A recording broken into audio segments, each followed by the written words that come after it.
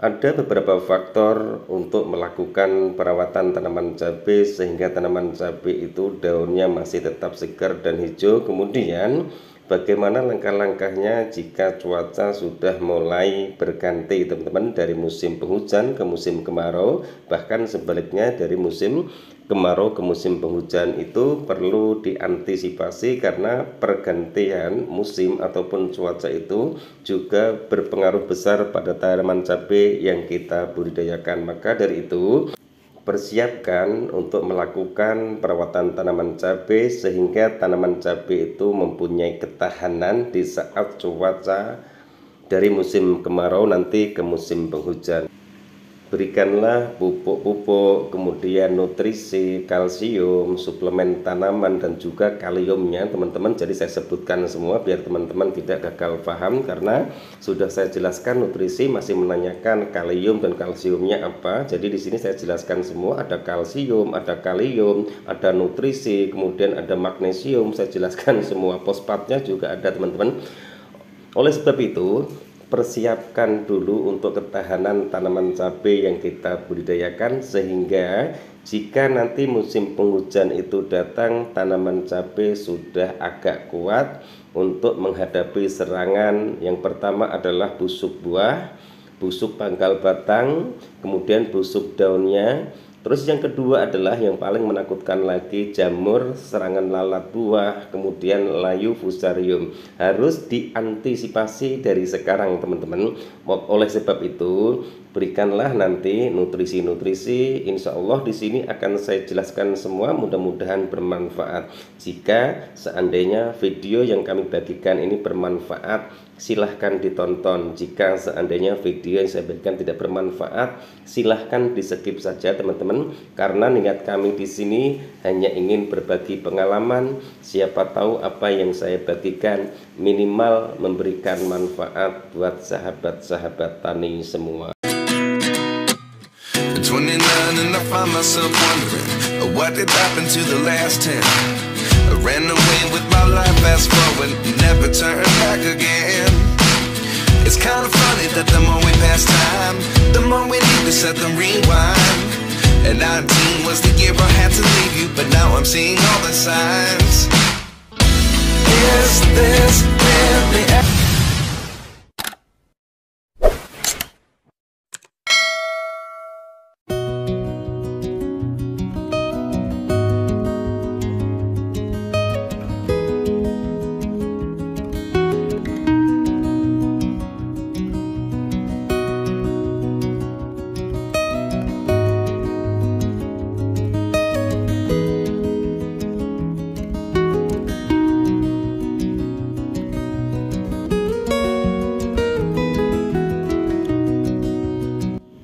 Assalamualaikum warahmatullahi wabarakatuh.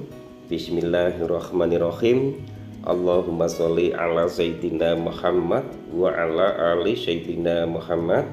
Berjumpa kembali dengan saya, Heri Petani Indonesia, channel yang setiap hari tidak bosan-bosan membagikan pengalamannya untuk sahabat-sahabat tani semua. Mudah-mudahan apa yang saya bagikan juga bisa bermanfaat, minimal saja teman-teman, maksimalnya saya kurang tahu.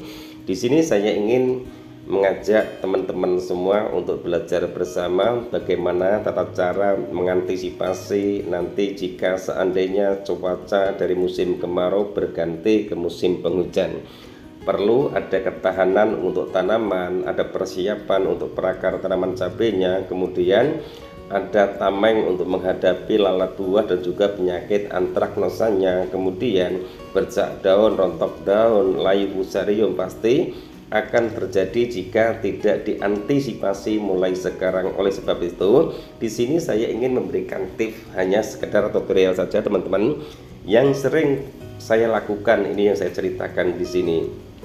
Jika musim kering seperti ini, untuk menghadapi musim penghujan, fungisida yang saya pergunakan biasanya fungisida sistemik teman-teman, dikala tanaman cabai saya sudah berbuah seperti ini. Biasanya saya menggunakan merek Nativo. Dosisnya 1 sendok makan untuk 16 liter air. Kemudian saya tambahkan MKP teman-teman. Itu saya berikan untuk MKP nya Dosisnya 2 sendok makan untuk 16 liter air, kemudian saya spraykan. Kemudian langkah yang kedua adalah pengocoran menggunakan fungisida kontak, teman-teman. Pengocoran menggunakan fungisida kontak tujuannya agar jika nanti terjadi pergantian cuaca dari tanah yang kering kemudian menjadi basah, otomatis kelembapan tanah itu tidak terkontrol. Maka dari itu saya menggunakan fungisida kontak. Biasanya yang saya pergunakan adalah fungisida Benacep yang berbahan aktif mancozeb dengan dosis 3 sendok makan untuk 20 liter air, kemudian saya kocorkan di bawah lubang tanamnya, teman-teman. Langkah yang ketiga yaitu dengan cara saya melakukan pengocoran kapur dolomit ataupun kapur pertanian. Ada juga yang bilang adalah gamping kalau di Jawa Timurnya, dengan dosis 5 sendok makan untuk 16 liter air. Kemudian di musim kemarau seperti ini saya tidak berani melakukan pemupukan menggunakan pupuk yang mengandung nitrogennya tinggi, entah itu NPK, entah itu ZA ataupun urea. Jadi saya berhentikan dulu sebelum nanti musim penghujan tiba. Kemudian apakah tanaman cabai hanya seperti itu cukup? Tidak, teman-teman, karena kita harus berani memberikan nutrisi. Nutrisi itu bermacam-macam, teman-teman. Bisa menggunakan KNO3 warna putih melalui pengocoran, bisa menggunakan KNO3 warna putih yang kristal melalui penyepraian. Itu pun juga sah-sah saja, tidak harus seperti apa yang saya pergunakan. Perlu diketahui, teman-teman, yang sangat diperlukan lagi menjelang pergantian cuaca di musim kemarau ke musim penghujan untuk menjaga agar pH tanah itu tidak drop ataupun pH tanah itu bisa netral, teman-teman.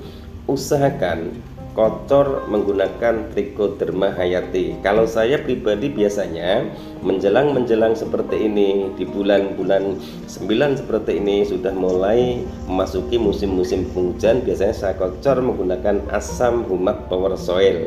Kemudian saya ganti dengan si karbon juga bisa. Jika teman-teman si karbon tidak ada, bisa dikocor menggunakan M21 ataupun E4 yang sudah difermentasi ataupun diproses dulu menggunakan ataupun dicampur dengan molase, teman-teman.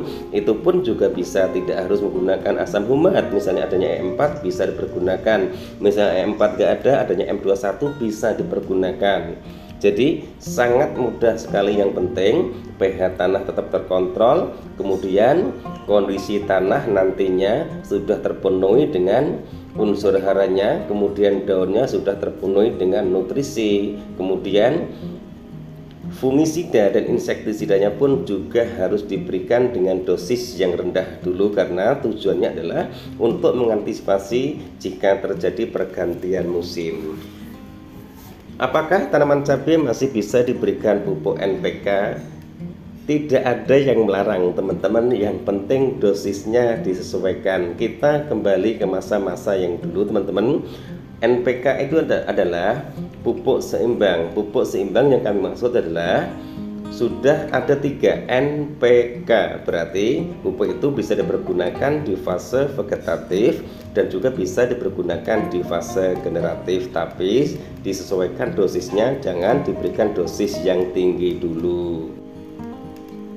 Sebenarnya, teman-teman, setiap pupuk itu bisa dipergunakan asalkan dosisnya itu disesuaikan. Kemudian jika teman-teman baru bermula ataupun baru belajar nonton di YouTube channel-channel pertanian, ambil salah satu channel yang benar-benar memberikan ilmu-ilmu tentang tata cara berkebun dengan benar. Itu saja.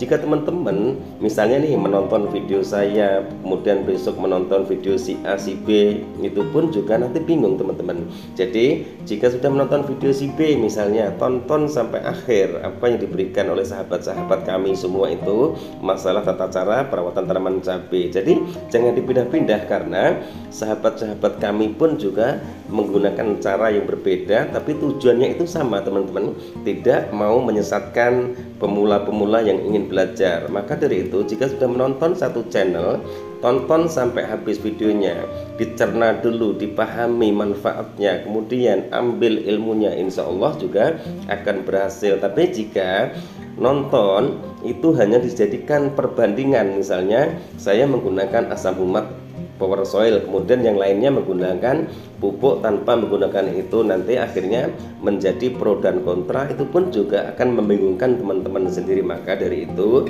di sini saya jelaskan, tonton video. Jika teman-teman sudah mengikuti tata cara, misalnya sahabat kami Petani Cabai Cianjur, kemudian sahabat kami juga Mitra Bertani TV, masih banyak lagi channel-channel dari Jawa Tengah, Jawa Timur yang memberikan edukasi yang sangat luar biasa sekali. Itu tonton sampai habis, jangan di skip videonya, insya Allah ilmunya dapat, pengalamannya dapat, insya Allah juga hasilnya pun juga akan sama.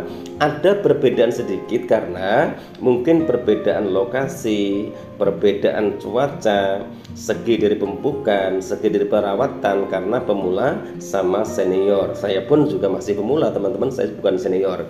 Mungkin hanya ini yang bisa saya jelaskan ke teman-teman semua. Mudah-mudahan bermanfaat. Jadilah penonton yang bijak, yang bisa menghargai hasil karya sahabat-sahabat kami, khususnya Mitra Bertani TV, kemudian Petani Cianjur, dan masih banyak-banyak channel-channel besar yang membahas tentang tata cara bercocok tanam ataupun berkebun. Terima kasih atas segala support dan doanya. Mudah-mudahan kedepannya channel Heri Petani Indonesia selalu bisa berbagi pengalaman-pengalaman yang menarik, dan insya Allah pengalaman-pengalaman yang saya bagikan minimal bisa membantu kesulitan sahabat-sahabat tani semua dalam hal budidaya tanaman cabai, tanaman melon, dan juga tanaman semangka. Wabillahi taufiq wal hidayah. Wassalamualaikum warahmatullahi wabarakatuh.